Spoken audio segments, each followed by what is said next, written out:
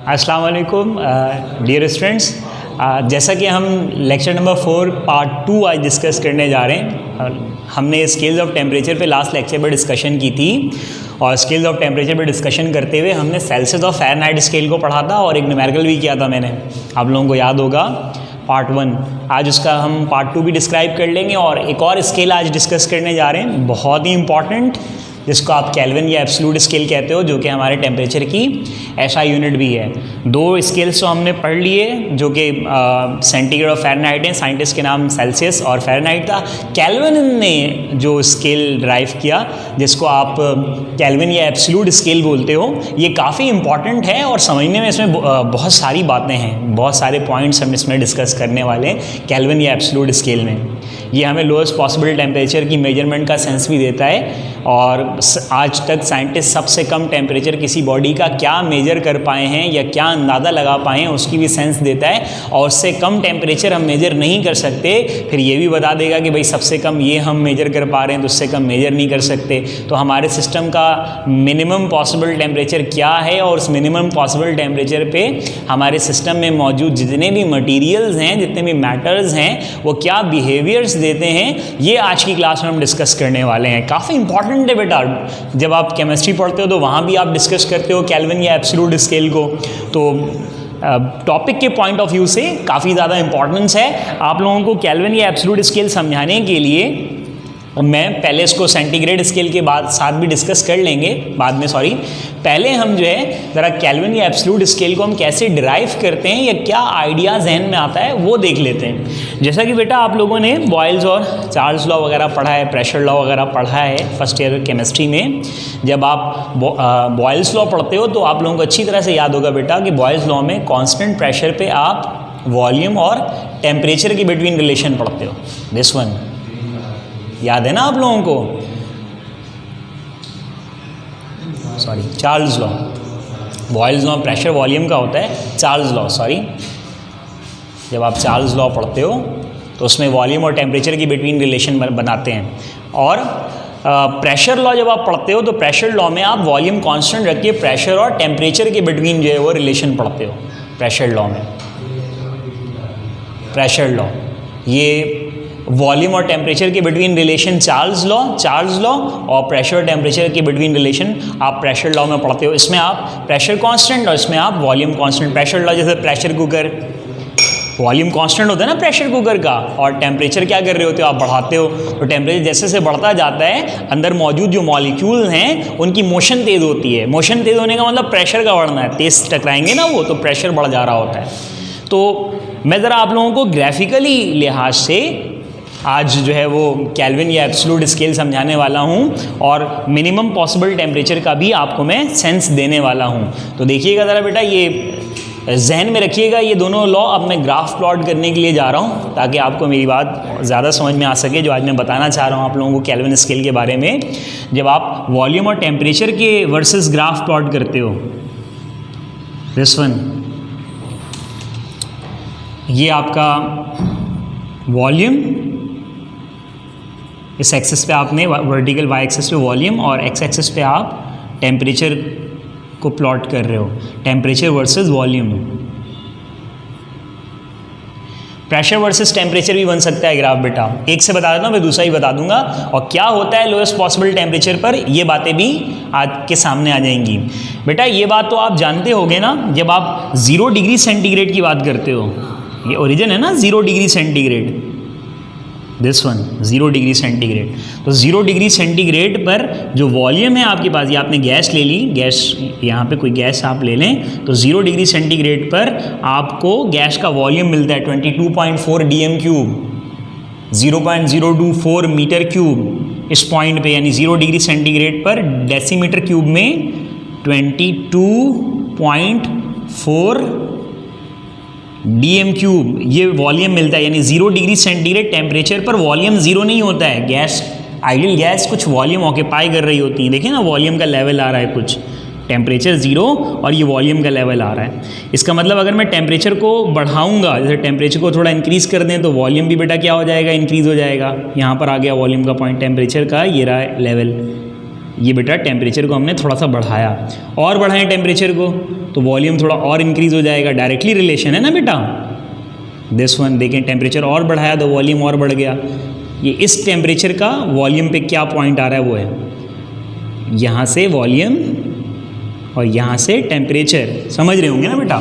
Temperature और बढ़ा दें, देखें वॉल्यूम का लेवल और इंक्रीज़ हो जाएगा। तो जैसे जैसे आप टेम्परेचर बढ़ाएंगे तो वॉल्यूम क्या होता जाएगा, इंक्रीज़ होता जाएगा, ये थोड़ा और आगे चला जाएगा, पॉइंट थोड़ा और आगे चला जाएगा।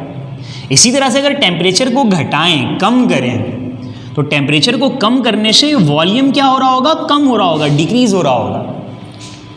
तो टेम्परेचर को कम करते हैं तो वॉल्यूम यहाँ पे मज़ीद क्या हो जाएगा, कम हो जाएगा, ये वॉल्यूम का लेवल कम हो गया। और टेम्परेचर को कम करें तो वॉल्यूम क्या हो जाएगा, और कम हो जाएगा। तो इसका मतलब ये होगा कि अगर हम कम करते चले जाएं टेम्परेचर को, तो कोई एक ऐसा पॉइंट आएगा जहां पे वॉल्यूम वैनिश्ड हो जाएगा, गैस का वॉल्यूम ही नहीं रहेगा। अगर प्रेशर के ग्राफ से बनाऊं तो प्रेशर के ग्राफ से आप देखेंगे कि टेम्परेचर को कम करते करते एक ऐसा स्टेज आएगा जहां पर मॉलिक्यूल्स की मोशन ही नहीं रहेगी, ज़ीरो प्रेशर। यानी अगर मैं इन तमाम पॉइंट्स को इस तरह से मिलाऊं, लाइकवाइज ऐसे मिलाऊं, अब बैकवर्ड लेकर आऊं, तो देखिए बेटा एक ऐसा मुझे टेम्परेचर पे पॉइंट मिल रहा है या स्केल मिल रहा है जहां पर वॉल्यूम गैसेस का बिल्कुल क्या हो जा रहा है, ज़ीरो हो जा रहा है। वॉल्यूम ऑफ गैस ज़ीरो हो जा रही है, बिल्कुल ज़ीरो हो जा रही है बेटा volume of gas. Volume becomes zero. थोड़ा सा ऊपर करके लिख लेता हूँ, वॉल्यूम बिकम्स ज़ीरो। तो ये जो लेवल आ रहा है सेंटीग्रेड स्केल पर, ये -273.16 डिग्री सेंटीग्रेड है। ये लोएस्ट पॉसिबल टेम्परेचर है हमारे एटमॉस्फेयर या हमारे सिस्टम का। हम अपने सिस्टम में इससे कम टेम्परेचर मेजर नहीं कर सकते, ये भी अचीवेबल नहीं है। ये मार्किंग से एक टाइम तक हम मेजर कर पाते हैं वॉल्यूम, उसके बाद हम मेजर कर भी नहीं पाते, तो उसके बाद फिर हम एस्टिमेट करते हैं। इसी तरह से अगर मैं प्रेशर के लिहाज से ग्राफ बनाता, यानी वॉल्यूम के बजाय अगर ये स्केल, यानी जो ग्राफिकल टर्म्स हैं, जब हम ग्राफ बना रहे थे टेम्परेचर वर्सेस वॉल्यूम, अब अगर ये ग्राफ बेटा अगर हम बनाएं प्रेशर वर्सेस टेम्परेचर, यानी यहाँ प्रेशर ले लें और यहाँ क्या ले लें बेटा, टेम्परेचर, तो आप देखेंगे कि जैसे जैसे हम टेम्परेचर को कम करेंगे, ये टेम्परेचर इस लेवल से ये प्रेशर आ रहा है बेटा। अब मैं टेम्परेचर को अगर कम करूंगा, प्रेशर टेम्परेचर भी डायरेक्टली रिलेटेड होता है, स्ट्रेट लाइन बननी चाहिए। तो टेम्परेचर को अगर मैं कम करूंगा, ये टेम्परेचर यहाँ कर दिया मैंने, तो प्रेशर का लेवल भी कम हो जाएगा। इट मीन्स कि जैसे जैसे टेम्परेचर को कम किया जाएगा, प्रेशर भी क्या होता जाएगा बेटा, कम होता जाएगा। तो अगर मैं ये पॉइंट इस तरह से अगर मैं मिलाऊँ, इस तरह से इनको मिलाता हुआ एक्सेस पे लेकर आऊँ, दिस वन बेटा, ऐसे, तो इसका मतलब ये हुआ कि अगर टेम्परेचर को और कम किया जाए तो प्रेशर में मज़ीद और कमी आएगी। एक सर्टेन लेवल तक तो आप प्रेशर मेजर कर पाते हो, लेकिन उसके बाद आप मेजर नहीं कर पाते। ये टेम्परेचर और कम किया, प्रेशर और कम हो गया। इसका मतलब ये हो रहा है बेटा टेम्परेचर और कम करूंगा तो प्रेशर क्या होता जाएगा, और कम होता जाएगा। अब इस सर्टेन लेवल तक आप मेजरमेंट कर पाते हैं प्रेशर की, अब मज़ीद और टेम्परेचर कम करेंगे तो हमारे पास प्रेशर मेजर नहीं हो पाता। एस्टिमेट कर रहे हैं कि अगर हम टेम्परेचर को मज़ीद और कम करें तो at a certain level pressure बिल्कुल क्या हो जाएगा, zero, pressure becomes zero, pressure becomes zero. और ये सर्टेन लेवल कहाँ पर आएगा बेटा, -273.16 डिग्री सेंटीग्रेड, जो यहाँ देखा था, यहाँ देखा वॉल्यूम टेम्परेचर और प्रेशर वर्सेस टेम्परेचर दोनों ही ग्राफ पे हमने देखा, दोनों ही ग्राफ पे हमने देखा कि एक सर्टेन लेवल पे जहाँ आकर प्रेशर और वॉल्यूम बिल्कुल क्या हो जाती है, ज़ीरो। यानी कि टेम्परेचर कम होने का मतलब ये होता है कि मॉलिक्यूल की जो एनर्जी है वो बिल्कुल कम होती जाती है।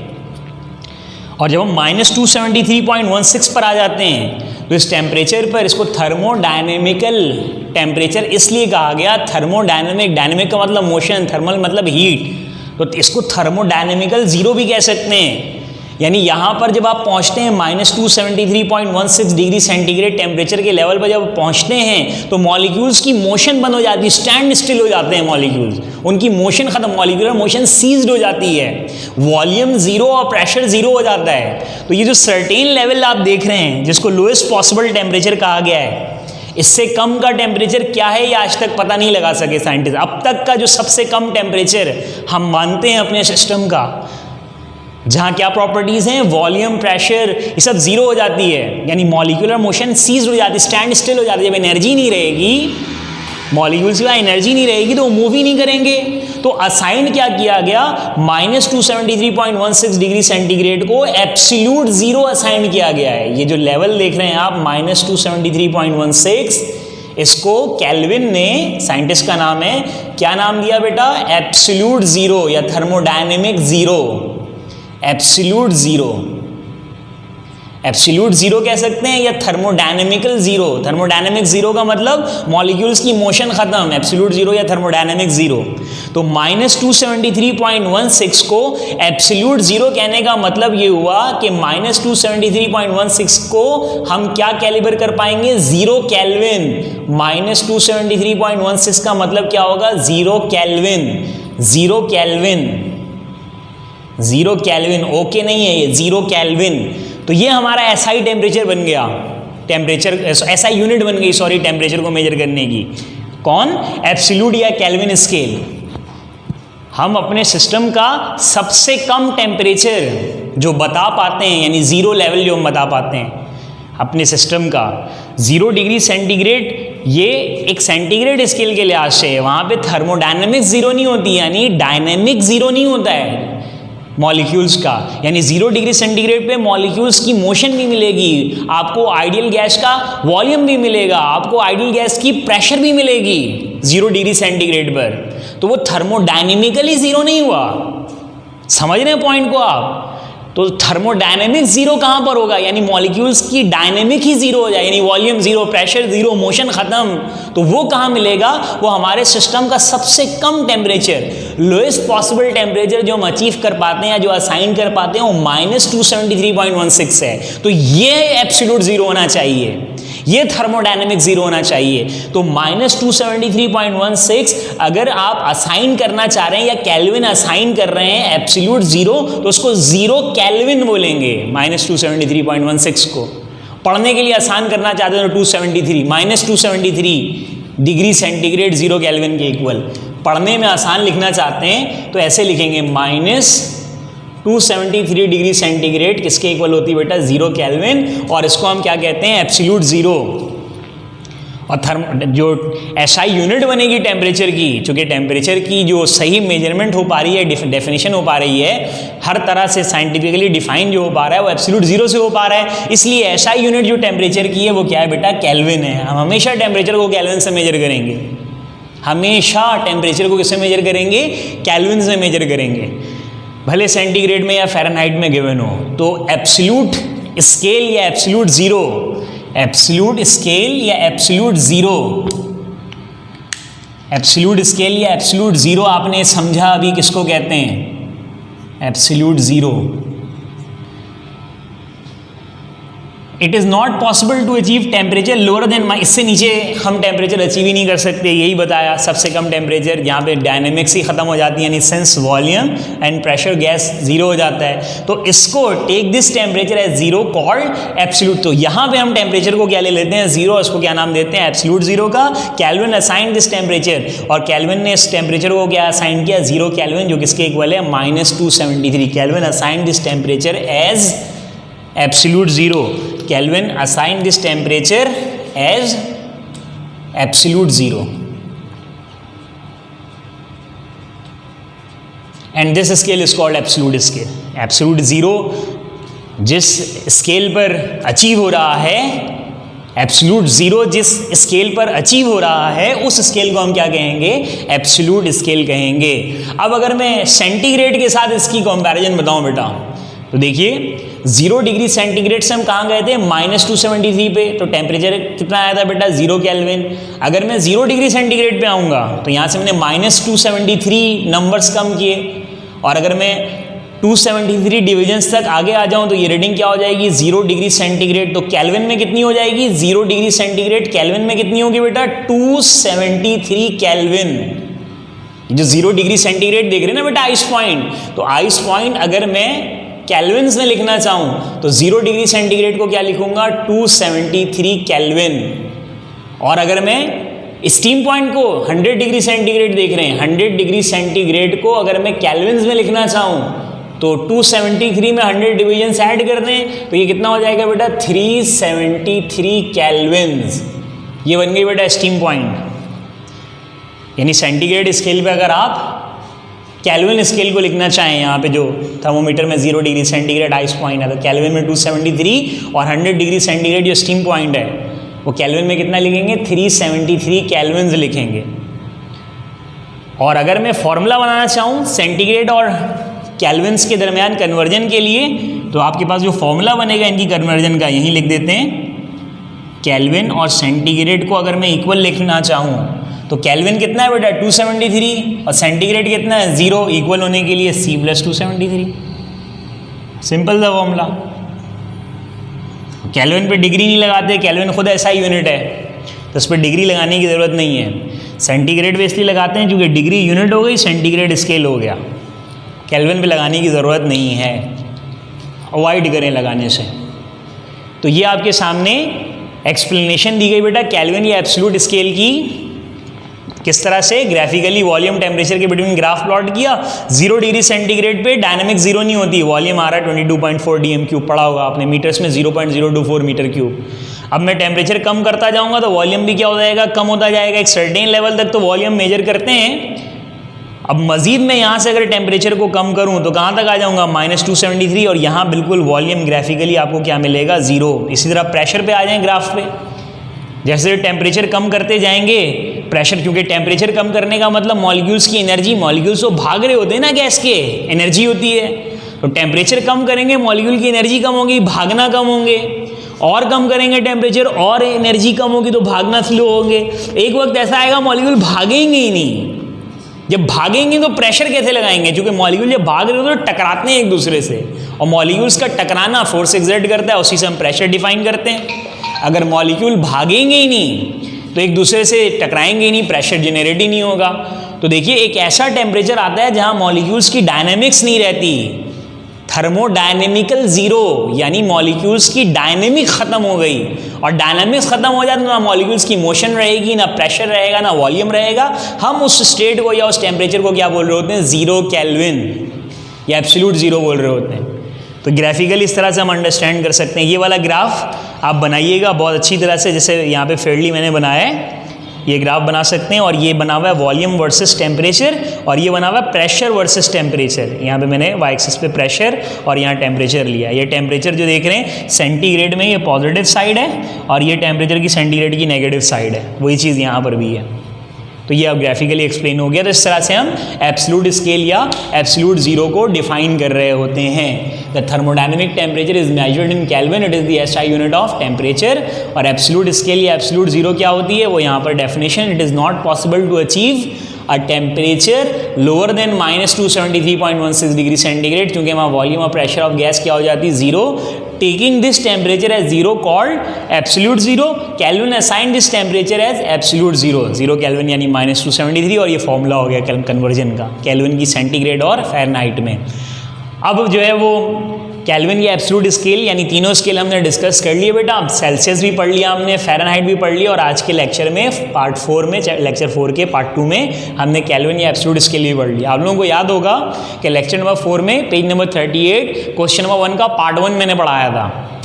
इसी तरह से अब हम क्वेश्चन नंबर 1 का पार्ट 2 पढ़ेंगे। वो काफ़ी इंपॉर्टेंट है, एग्जाम में पूछते भी हैं कि हमें वो टेम्परेचर बताइए या हमें वो लेवल बताइए जहाँ पर सेंटीग्रेड और फ़ारेनहाइट दोनों स्केल्स कंसाइड कर जाते हों। तो हम इसका दूसरा पार्ट जो है वो डिस्कस करने जा रहे हैं। तो देखिएगा बेटा, मैं ये यहाँ से रिमूव कर देता हूँ बोर्ड। लेक्चर्स लाजमी कॉपी कीजिएगा बेटा, पॉज करने के बाद किसी भी एक जगह पर पॉज करके लेक्चर जो है वो पूरा कंप्लीटली अपने नोटबुक में कॉपी लाजमी करते रहेंगे। इंट्रोडक्शन वाली अपनी लेक्चर में या अपने इंट्रोडक्शन वाली क्लास में मैंने आप लोगों को इन बातों की निशानदेही कर दी थी, तो ये अपने जहन में रखें कि लेक्चर्स आपने प्रॉपर्ली नोट करने। किसी भी जगह पे जहाँ बोर्ड कॉपी है आप पॉज करके आप आराम से पूरा लेक्चर अपने नोटबुक में राइट डाउन कर सकते हैं, कोई परेशानी वाली बात नहीं। चलते हुए तो राइट डाउन नहीं हो सकेगा ना भाई, इतनी तो समझ होती ही है भाई। अब ज़रा देखें page number 38, page number 38 question number 1 second part. Question 1 का जो सेकंड पार्ट है इसमें क्या करना है, आपसे कह रहे हैं हमें वो टेम्परेचर बताइए जहाँ सेंटीग्रेड और फ़ारेनहाइट दोनों कोइंसाइड कर जाते हैं, एक जैसे हो जाते हैं, मिल जाते हैं। वरना सेंटीग्रेड और फ़ारेनहाइट को देखें तो इस आइस पॉइंट पे सेंटीग्रेड की रीडिंग होती है 0 और फ़ारेनहाइट की कितनी होती है 32। अब अगर सेंटीग्रेड बनेगा 1 डिग्री सेंटीग्रेड इंक्रीज होगा तो ये 1.8 डिग्री फ़ारेनहाइट इंक्रीज हो जाएगा। बढ़ने में तो बराबर हो ही नहीं सकते, क्योंकि ये फ़ारेनहाइट तेज़ चलता है ना, पढ़ाया था मैंने स्केल में, 1.8 टाइम्स फास्टर चलता है किससे, सेंटीग्रेड से। तो टेम्परेचर इंक्रीज होने पे बराबर तो नहीं हो सकते दोनों। यानी मेरे पास ऑलरेडी जो है वो ज़्यादा पैसे हैं और इसके पास 0 है। अब इसकी जो है वो हर डे में जो इंक्रीज़ आ रहा है वो 1 रुपीज़ आ रहा है और मेरा 1.8 आ रहा है, तो मेरा बैलेंस या बैंक बैलेंस तो बढ़ता जाएगा ना, तो बराबर तो नहीं हो सकते। खर्च करने में बराबर हो जाएंगे, ऐसे कम हो। यानी अगर मैं टेम्परेचर को कम करूं तो यहाँ कम होगा -1 डिग्री सेंटीग्रेड और 32 में से कितना माइनस हो जाएगा, 1.8 माइनस हो जाएगा। तो कम होने पे माइनस करने में कोई कंडीशन बन रही है जहाँ पे दोनों कोइंसाइड कर सकते हैं। कोई एक ऐसा लेवल आएगा जहाँ पे फ़ारेनहाइट और सेंटीग्रेड दोनों की रीडिंग, फ़ारेनहाइट और सेंटीग्रेड दोनों की वैल्यू एक दूसरे के बराबर हो जाएंगी। तो बता दीजिए वो लेवल क्या है जहाँ सेंटीग्रेड फ़ारेनहाइट के बराबर हो जाए। तो सेंटीग्रेड और फ़ारेनहाइट को बराबर किस लेवल पे कर सकते हैं, हमने लेट कर लिया है कि वो T टेम्परेचर होगा, तो T टेम्परेचर मालूम करना है। फॉर्मूला बनाया हुआ हमने, वो फॉर्मूला हमें बता देगा, इतनी परेशानी वाली बात ही नहीं है। हमने फॉर्मूला जो ड्राइव किया था सेंटीग्रेड को फ़ारेनहाइट में कन्वर्ट करने का, आप लोगों को याद होगा, ये बिल्कुल अच्छी तरह याद कर लें। 9/5 ये फॉर्मूला है। इसमें सेंटीग्रेड और फ़ारेनहाइट दोनों के लेवल्स बराबर हो जा रहे हैं, तो उसको मैंने लेट कर लिया है T वो टेम्परेचर है, दोनों का एक जैसा ही होगा। तो 9/5 का मतलब क्या होता है, 1.8 फ्रैक्शंस का डेसिमल, और सेंटीग्रेड की जगह रख लेंगे हम T टेम्परेचर, फ़ारेनहाइट की जगह भी T टेम्परेचर। सही है भाई। अब ये देखें प्लस T इधर आगे क्या हो जाएगा, -1.8T प्लस T यहाँ आगे हो जाएगा -T = -32। और 1.8T में से 1T क्या कर लें, माइनस कर लें, या T कॉमन लेकर ऐसे माइनस कर लें, 1.8 -/1। तो 1.8 में से 1 माइनस करेंगे तो ये हो जाएगा 0.8 = -32 और मल्टीप्लाई 0.8 नीचे लाके डिवाइड कर लें, -32 डिवाइड बाय 0.8, तो ये टेम्परेचर की वैल्यू आ जाएगी -40। तो -40 डिग्री वो टेम्परेचर है बेटा जो सेंटीग्रेड और फ़ारेनहाइट दोनों के लिए एक जैसा होगा। यानी जब आप यहाँ से 40 डिविजन्स कम करेंगे और यहाँ से भी 40 डिविजन्स कम करेंगे, जब यहाँ से 40 डिविजन्स कम करेंगे तो ये आ जाएगा -40 पे, और जब यहाँ से आप 40 डिविजन्स कम करेंगे तो 40 डिविजन्स कम होने का मतलब ये होगा कि 40 × 1.8, चूँकि यहाँ पे एक डिवीजन कम होने का मतलब 1 डिग्री सेंटीग्रेड की कमी आना, यहाँ 1 डिवीजन कम होने का मतलब 1.8 डिग्री फ़ारेनहाइट की कमी आना। ऐसा ही है ना, 1.8 डिग्री फ़ारेनहाइट = 1 डिग्री सेंटीग्रेड। तो 1 डिग्री सेंटीग्रेड कम होने का मतलब 1.8 डिग्री फ़ारेनहाइट कम होने का मतलब। तो अगर -40 को मल्टीप्लाई करो 1.8 से तो ये 72 हो जाएगा, -72, और -72 यानी यहाँ -72 डिग्री फ़ारेनहाइट्स कम हो गए, जबकि ये स्टार्ट कहाँ से हो रहा है, 32 से। तो -72 में 32 क्या कर लें, प्लस कर लें, तो ये कितना हो जाएगा, -40 हो जाएगा। तो ये भी कहाँ पहुँच गया, -40 डिग्री फ़ारेनहाइट पे, और ये भी कहाँ पहुँच गया, -40 डिग्री सेंटीग्रेड पे। तो देखिएगा मैंने क्या कहा कि यानी जो आंसर, ऐसे तो डायरेक्टली सॉल्व हो गया ना, आ गया -40, पता रखना है, दिमाग में रखना है बात, -40 वो टेम्परेचर है जो सेंटीग्रेड और फ़ारेनहाइट दोनों के लिए कंसाइडेड हो जाता है, यानी सेम हो जाता है। उसको लॉजिकली थोड़ा समझ समझा दिया मैंने यहाँ पे, वरना यहाँ से तो हो गया काम ना यार, बस इतना याद रख लेंगे आप MCQs के लिए। लॉजिकली समझा रहे हैं, थोड़ा समझ लें और, वरना यहाँ काम हो गया है, बस पता चल गया है। तो इधर लॉजिकली समझा दे रहे हैं, बस देख लें कि 40 डिविजन्स कम करने का मतलब 40 डिग्री कम होना। अब यहाँ का एक डिवीजन, लेकिन यहाँ का कितना होता है 1.8 डिवीजन, तो 40 यहाँ कम होने का मतलब 40 मल्टीप्लाई बाय 1.8 72 डिग्री फ़ारेनहाइट में कमी आना। क्योंकि यहाँ एक डिवीजन कम होगा, 1 डिग्री सेंटीग्रेड कम होगा, लेकिन यहाँ एक डिवीजन कम होगा तो यहाँ पे 1.8 डिग्री फ़ारेनहाइट कम होगा। तो 40 डिवीजन कम होने का मतलब 40 मल्टीप्लाई 1.8 माइनस 72 डिग्री फ़ारेनहाइट कम हो जाना।